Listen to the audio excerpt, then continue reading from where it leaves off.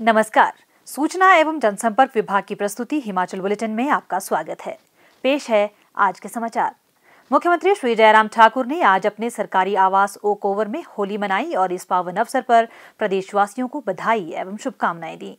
मुख्यमंत्री श्री जयराम ठाकुर ने आज शिमला से वर्चुअल माध्यम द्वारा लाहौल स्पीति जिला के स्नो फेस्टिवल के समापन समारोह की अध्यक्षता की। इस अवसर पर उन्होंने कहा कि 75 दिनों तक चला यह महोत्सव प्रदेश के इस जनजातीय जिला की विविध सांस्कृतिक परंपराओं और पर्यटन गतिविधियों को बढ़ावा देने में महत्वपूर्ण भूमिका अदा करेगा। श्री जयराम ठाकुर ने कहा कि अटल टनल ने विकास के नए रास्ते खोले हैं और क्षेत्र में वर्ष भर के लिए संपर्क सुविधा प्रदान की है। एक बात को लेकर के मैं जरूर कहना चाहूंगा कि हिमाचल प्रदेश एक इंटरनेशनल टूरिस्ट डेस्टिनेशन है, जहां देश का टूरिस्ट तो आता ही है, लेकिन दुनिया भर का टूरिस्ट आता है। लाहौल एक घाटी ऐसी घाटी थी जिस घाटी में टूरिज्म की बहुत सारी संभावनाएं हैं, लेकिन उन संभावनाओं के होने के बावजूद भी हम आगे इसलिए नहीं बढ़ पाते थे क्योंकि वहां सर्दी के मौसम में जाना आना बहुत कठिन होता था। पूरी वैली कट जाती थी दुनिया के शेष हिस्से से, देश के सभी हिस्सों से, और ऐसी सूरत में बहुत कठिन हो जाता था। लाहौल स्पीति में सिर्फ कुछ महीनों का ही आना जाना लोगों का रहता था, और जो टूरिस्ट भी आते थे वो भी कुछ महीने में ही आ जा सकते थे, ज़्यादा उनका आना जाना संभव नहीं हो पाता था। मैं आदरणीय प्रधानमंत्री पूर्व में रहे श्री अटल बिहारी वाजपेयी जी का हृदय से आभार व्यक्त करता हूँ। लाहौल घाटी के लिए ये टनल का स्वप्न साकार करना ये बहुत कठिन और मुश्किल काम था, लेकिन बहुत मजबूत इरादे के साथ उस वक्त अटल जी ने इसकी शुरुआत की, और आज हमें इस बात की प्रसन्नता है कि ये टनल बन करके तैयार हुई, और टनल बनने के बाद ये दुनिया के साथ आप लोगों का सीधा आने जाने का रास्ता खोल गई। आदरणीय प्रधानमंत्री नरेंद्र भाई मोदी जी का भी मैं आभार व्यक्त करता हूं। उन्होंने समय निकाल करके दिल्ली से नहीं, हिमाचल में आकर के और आप सबके बीच में आकर के इस टनल को आप लोगों के लिए समर्पित किया। स्वाभाविक रूप से टनल और टूरिज्म का एक बहुत बड़ा रिश्ता बन जाएगा, क्योंकि आज हम इस बात को देख रहे हैं, बहुत सारे लोग जब टूरिस्ट बन करके जब हिमाचल प्रदेश में आ रहे हैं, और हिमाचल प्रदेश में जब वो घूमने के लिए जानकारियां हासिल करते हैं कि हमको कहां कहां जाना चाहिए, तो स्वाभाविक रूप से उनके मन में जब जानकारी मिलती है कि अटल टनल रोहतांग जो दुनिया की सबसे ऊंचाई पर 9 किलोमीटर लंबी इतनी लंबी टनल है, इसको देखने के लिए बोलने की जरूरत नहीं पड़ती, खुद ही अपने आप को जो है वो इस टनल के कारण जो है आकर्षित होते हैं।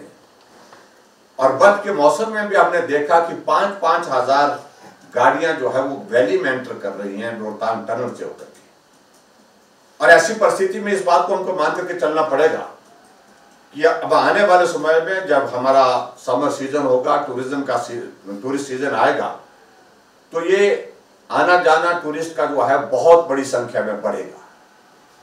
उसके लिए हमको तैयारी करने की भी आवश्यकता है, और उसके लिए तैयारी करने के साथ साथ में हम सिर्फ उनको लाहौल तक ले आए और लाहौल का वो सौंदर्य, वहां का जो प्रकृति का जो है उसको ही देख करके वापिस आए, ये पर्याप्त नहीं है। हमको लाहौल घाटी के अंदर इस प्रकार के अट्रैक्शंस तैयार करनी पड़ेंगी, आकर्षण तैयार करने पड़ेंगे टूरिस्ट के लिए, ताकि वो टूरिस्ट आए, आने के बाद वहां पर रुके और रुक करके वहां पर उन चीजों को सीखे, उन चीजों को समझे, उन चीजों को देखे और उसका आनंद ले।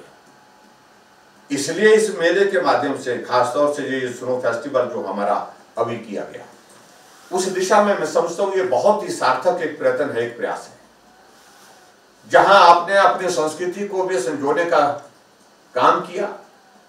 बहुत सारी चीजें जो कई वर्षों से जो है वो लुप्त हो पड़ी थी, कई दशकों से, उसको भी एक मंच पर ला करके आपने उसको जीवित करने का प्रयत्न किया है। और उसके साथ साथ में जो लाहौल स्पीति के अंदर जो लोकल जो आपकी जो चीजें जो बना करके आप तैयार करते हैं, वो भी मुझे लगता है कि एक बहुत बड़ा आकर्षण बनेगा हमारे टूरिस्ट के लिए, जब वो आकर के उन चीजों को देखेंगे और देखने के साथ साथ में उन चीजों को खरीदेंगे। आय का भी एक बहुत बड़ा, रोजगार का भी एक बहुत बड़ा वो साधन बनेगा। मुख्यमंत्री ने कहा कि स्नो फेस्टिवल में विविधता लाने के प्रयास किए जाने चाहिए ताकि इसके माध्यम से विश्व को कुछ विशेष और नया प्रदर्शित किया जा सके। उन्होंने कहा कि राज्य सरकार लाहौल स्पीति जिला में पर्यटन के प्रभावी विपणन के लिए केंद्रीय पर्यटन मंत्री के समक्ष एक ठोस प्रस्ताव प्रस्तुत करेगी और इस आयोजन की GI टैगिंग सुनिश्चित करने के लिए भी प्रयास किए जाएंगे।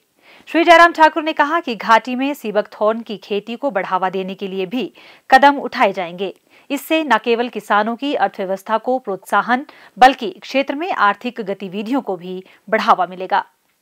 मुख्यमंत्री श्री जयराम ठाकुर ने तीसा के सुईला गांव में एक घर में आग लगने के कारण परिवार के 4 सदस्यों के असामयिक निधन पर गहरा शोक व्यक्त किया है। मुख्यमंत्री ने ईश्वर से दिवंगत आत्माओं की शांति और शोक संतप्त परिवार को इस दुख को सहन करने की शक्ति प्रदान करने की प्रार्थना की है। मुख्यमंत्री श्री जयराम ठाकुर के कुशल नेतृत्व में हिमाचल प्रदेश सरकार द्वारा स्वास्थ्य के क्षेत्र में महत्वाकांक्षी योजनाएं कार्यान्वित की जा रही हैं। उन सभी लोगों को गुणात्मक स्वास्थ्य सेवाएं प्रदान की जा रही हैं जो अपनी आर्थिक स्थिति के कारण अच्छी स्वास्थ्य सेवाएं वहन नहीं कर सकते। आयुष्मान भारत योजना में कवर नहीं होने वाले प्रदेशवासियों के लिए प्रदेश सरकार द्वारा हिमाचल हेल्थ केयर योजना हिम केयर चलाई जा रही है। हिम केयर योजना का लाभ उठाने के लिए पात्र परिवारों को 31 मार्च तक पंजीकरण करवाना होगा। हिम केयर योजना के तहत प्रत्येक लाभार्थी परिवार के 5 सदस्यों को 5 लाख रुपए तक निःशुल्क इलाज की सुविधा प्रदान की जा रही है। यदि किसी परिवार में 5 से अधिक सदस्य हैं तो उनके 2 कार्ड बनाए जाएंगे। इस योजना का लाभ प्राप्त करने के लिए कोई आयु सीमा निर्धारित नहीं की गई है। हिम केयर योजना के तहत पंजीकरण हिमाचल प्रदेश स्वास्थ्य विभाग के वेब पोर्टल www.hpsbys.in पर स्वयं अथवा लोकमित्र केंद्र या कॉमन सर्विस सेंटर के माध्यम से 50 रुपए का शुल्क अदा कर भी किया जा सकता है। हिम केयर योजना के तहत पंजीकरण करवाने के लिए Aadhaar card, ration card, mobile number और श्रेणी के प्रमाण पत्र की आवश्यकता होती है। हिम केयर कार्ड के नवीनीकरण के लिए वर्ष भर सेवाएं प्रदान की जाती है। इस योजना के तहत 1579 उपचार प्रक्रियाएं कवर की जा रही हैं, जिसमें डे केयर सर्जरीज भी शामिल है। अस्पताल में भर्ती होने पर कैशलेस सेवा प्रदान की जा रही है। हिम केयर योजना का लाभ उठाने के लिए पात्र परिवार 31 मार्च तक पंजीकरण अवश्य करवाएं। स्वास्थ्य एवं परिवार कल्याण विभाग द्वारा दोपहर 2 बजे जारी बुलेटिन के अनुसार प्रदेश में कोरोना संक्रमण की जांच के लिए आज 980 लोगों के सैंपल लिए गए, जिनमें से 114 लोगों की रिपोर्ट नेगेटिव पाई गई है, जबकि 864 लोगों की रिपोर्ट आना बाकी है। अभी तक 12,46,141 लोगों की जांच की जा चुकी है, जिनमें से 11,82,216 सैंपल की जांच नेगेटिव पाई गई है। प्रदेश में कुल 62,771 लोगों में कोरोना वायरस के संक्रमण की पुष्टि हुई है, जिनमें से 59,293 लोग इस बीमारी से ठीक हो चुके हैं और 2,435 व्यक्ति उपचाराधीन है। हिमाचल बुलेटिन देखने के लिए सब्सक्राइब करें YouTube channel DPR Himachal, follow करें ट्विटर @DPRHP, लाइक करें Facebook page information and public relations department Himachal Pradesh, visit करें वेबसाइट www.himachalpr.gov.in। इस अंक में इतना ही। कल फिर होगी मुलाकात। दीजिए इजाजत। नमस्कार।